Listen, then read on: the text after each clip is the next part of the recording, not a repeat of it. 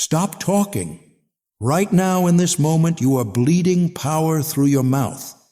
Every time you justify, every time you explain, every time you defend yourself to someone who questioned your worth, you hand them the knife and point to your throat.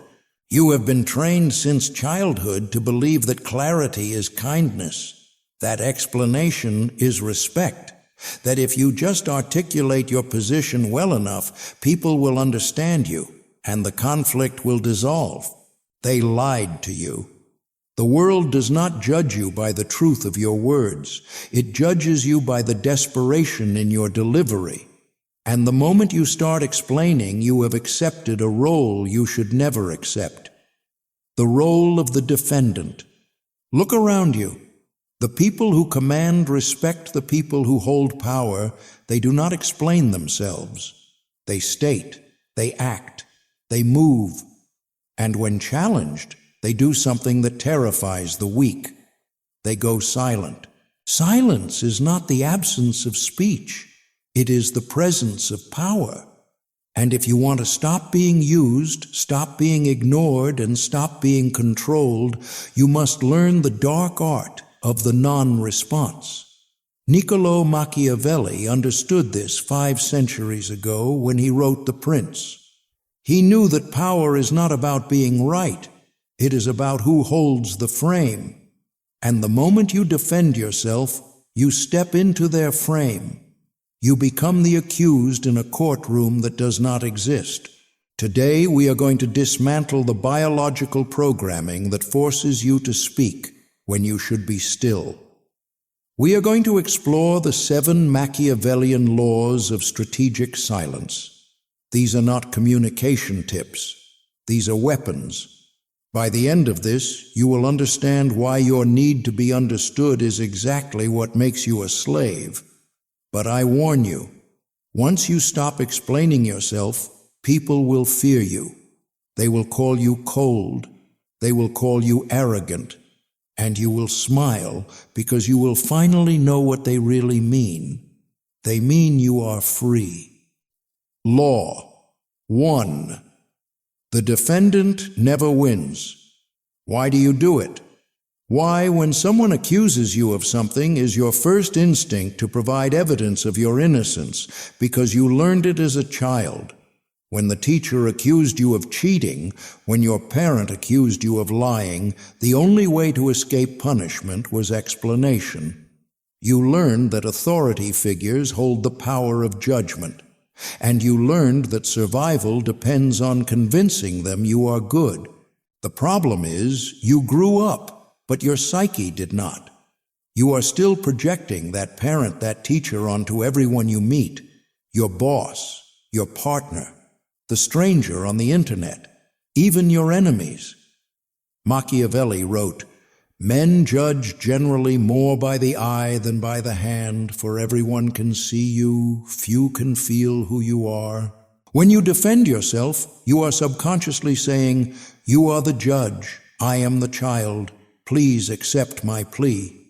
It reeks of weakness, and human beings, primal as we are, can smell submission from miles away.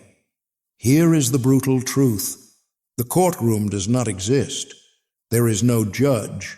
There is no jury. There is only you and your perception of reality. When you stop treating other people like judges, their accusations stop sounding like sentences. They start sounding like opinions. And opinions are just noise. The first law is this: never enter the defendant's chair. The moment you start justifying your actions, your intentions, your choices, you have already lost the war.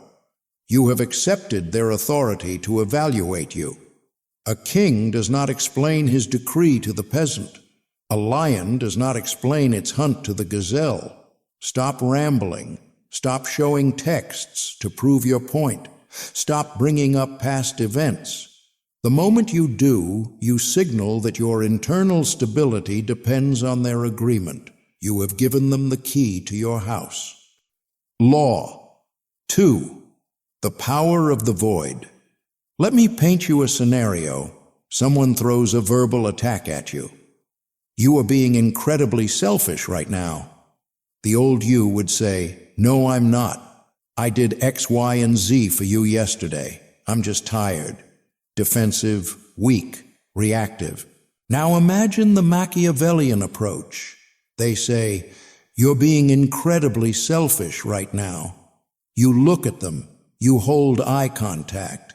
You do not blink. You keep your face completely neutral. You let the silence hang in the air for 3, 4, 5 seconds. Do you know what happens in that silence? It is a psychological vacuum. The human brain is terrified of silence during conflict. It signals rupture in the social fabric. It signals that the other person is not playing the game. When you stay silent, you force them to sit in the tension they created. Usually, they will start to crumble. They will speak again to fill the void. I mean, you're not always selfish, but just right now. Why are you looking at me like that? They start defending themselves against your silence. The power has flipped. This is what I call the void technique. You become emptiness. A void cannot be attacked. You cannot punch mist. You cannot cut water. By refusing to provide the resistance of defense, you cause their attack to pass right through you and unbalance them. Machiavelli knew that the most powerful person in the room is the one who cannot be read. If you defend, you reveal your values. You reveal what hurts you. You reveal your buttons. I'm not stupid, you shout. Now they know your insecurity is intelligence. I'm not a bad person. Now they know your insecurity is moral standing. Silence reveals nothing. It is a dark mirror. When they look into it, they only see their own aggression reflected back. And it makes them uncomfortable. It makes them feel judged, which is ironic because you have not said a word. Law. 3. Agree and amplify. Sometimes silence is not enough. Sometimes the situation requires words, but never defensive words. If you must speak, you never push back against the force. You pull it. You use the aikido of conversation. There is a concept in dark psychology called agree and amplify. It creates cognitive dissonance in the attacker. If someone accuses you of something absurd, defending yourself validates the absurdity. It suggests the accusation is serious enough to warrant a response. Instead, you lean into it. You exaggerate it until it becomes a caricature. Attacker. You are so obsessed with money. You're greedy. Defensive, you, no, I'm not. I just want to provide for my family. Boring, predictable. Weak, Machiavellian you caught me. I actually swim in a vault of gold coins like Scrooge McDuck every Tuesday. Terrible for my back. You say it with a flat face or a slight amused smirk. What have you done here? You refused to be insulted. You proved you are not insecure about the topic. You turned their serious attack into a joke. You established that you are the one framing reality, not them. This strips the attacker of their weapon. They wanted to hurt you. Instead, you took their knife and started peeling an apple with it. This signals what I call amused mastery. It is the ultimate state of high status.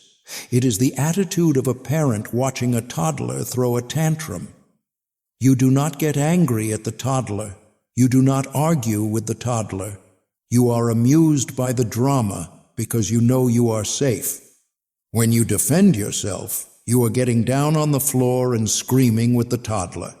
Don't do that. Stand up, look down, smile. Law. 4. Reverse the interrogation.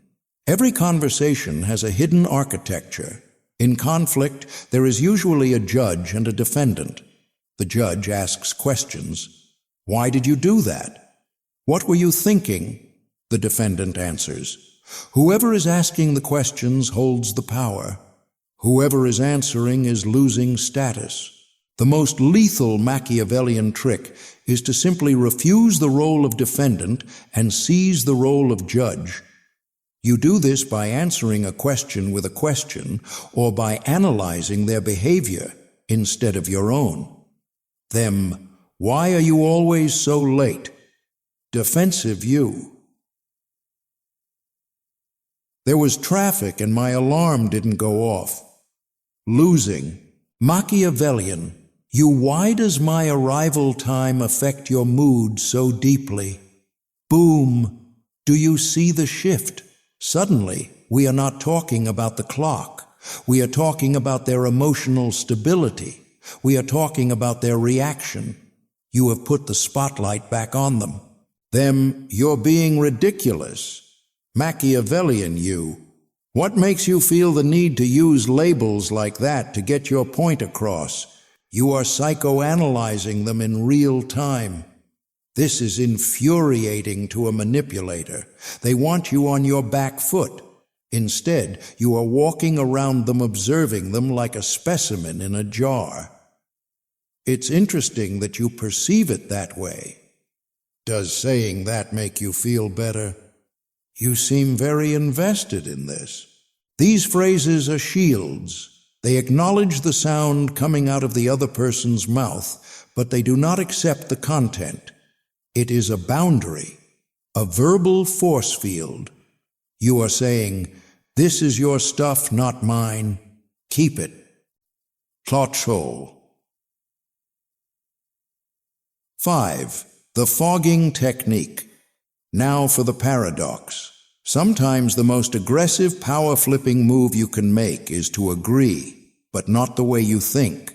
This is not the agreement of submission, it is the agreement of the abyss. Imagine someone is screaming at you. They are listing your flaws. They are trying to provoke a fight. You look them in the eye and say calmly, "You're right," and then you stop talking. "You're right, I am difficult sometimes. You're right, I did mess that up." This is the fogging technique.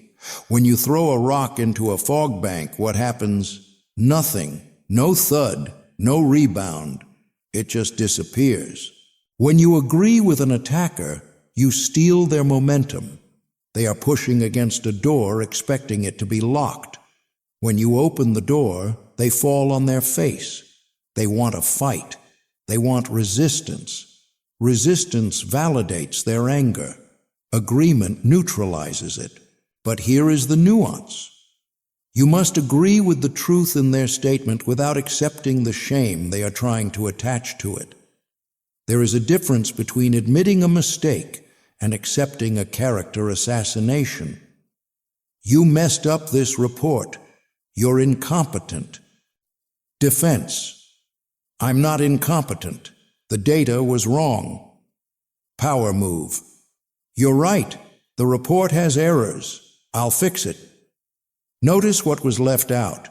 You did not address the incompetent part. You ignored the insult and addressed the fact. You took ownership of the action, but not the identity. This signals immense confidence. Only a person who is secure in their competence can admit a mistake so easily. Insecure people fight to the death to prove they did not make a mistake. Secure people say, "Oops, my bad," and move on. Machiavelli would call this disarming the enemy. If you lay down your sword, they look foolish holding theirs. Law. 6. The nuclear option. Total erasure. For certain people, no technique works. They thrive on negative attention. If you fight them, they win. If you use psychological judo, they enjoy the game. They are energy vampires. For these people, you use the nuclear option. You delete them from reality. They speak, and you continue what you were doing as if a breeze just blew through the window. You do not look at them. You do not pause. You do not flinch. You turn your back and speak to someone else. If they are standing right in front of you, you look through them at something behind their head. This is not the silent treatment. The silent treatment is an emotional reaction. It says, "I am hurt. so I am not talking to you. This is active non-existence.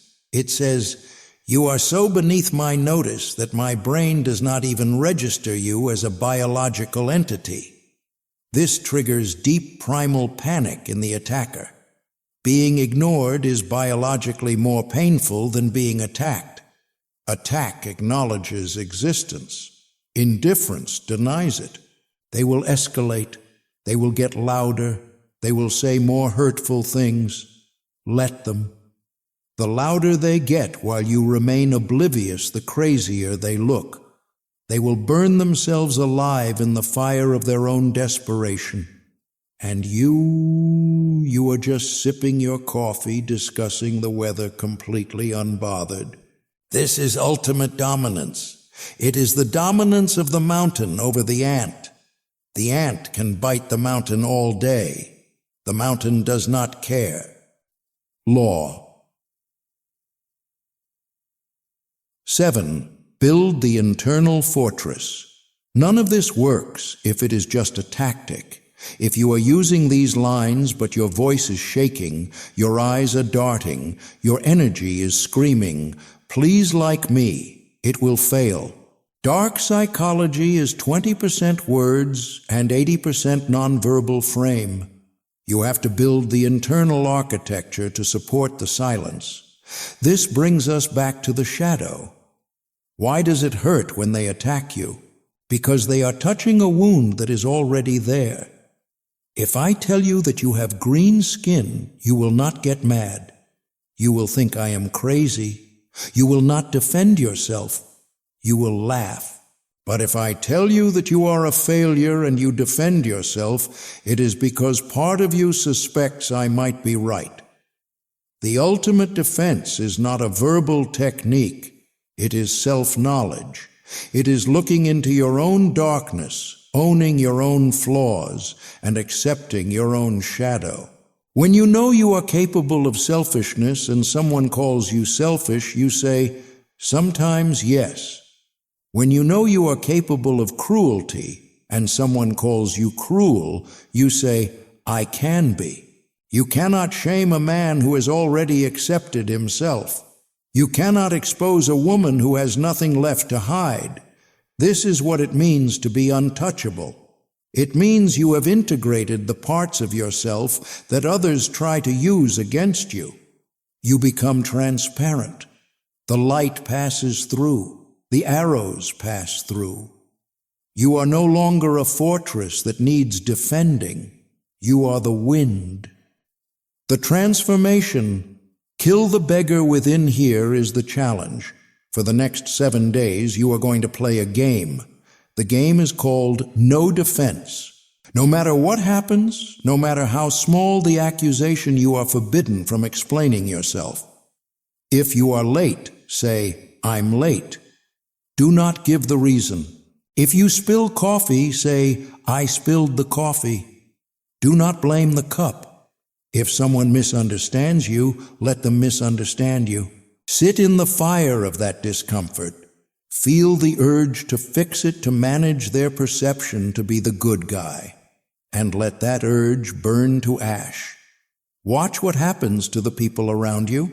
Watch how they react when you stop playing the game. You will see confusion, then respect, then a strange kind of magnetism, because people are drawn to certainty. And nothing screams certainty louder than a person who does not need to explain why they exist. You are reclaiming your energy. You are plugging the leaks in your soul. You are stepping out of the role of the child and into the role of the sovereign. The world will try to pull you back. It will try to bait you. It loves a reaction. Don't give it one. Keep your mystery. Keep your power. Keep your silence. Machiavelli wrote, everyone sees what you appear to be, few experience what you really are. Let them see a calm, untouched surface. Let them think what they want. But deep down, know that you have mastered the hardest art of all, the art of letting go of the need to be understood. Because the truth is this, The man who needs nothing commands everything. And when you stop defending, you stop needing. When you stop needing, you become dangerous. And when you become dangerous, the world steps aside. You are no longer the prey animal in a world of predators. You are no longer the defendant in someone else's courtroom. You are the sovereign, the one who speaks only when the speaking serves him, the one who is silent when silence destroys. If this resonates with the darker, deeper part of your mind, the part that is tired of performing for others, then you know what to do. Subscribe.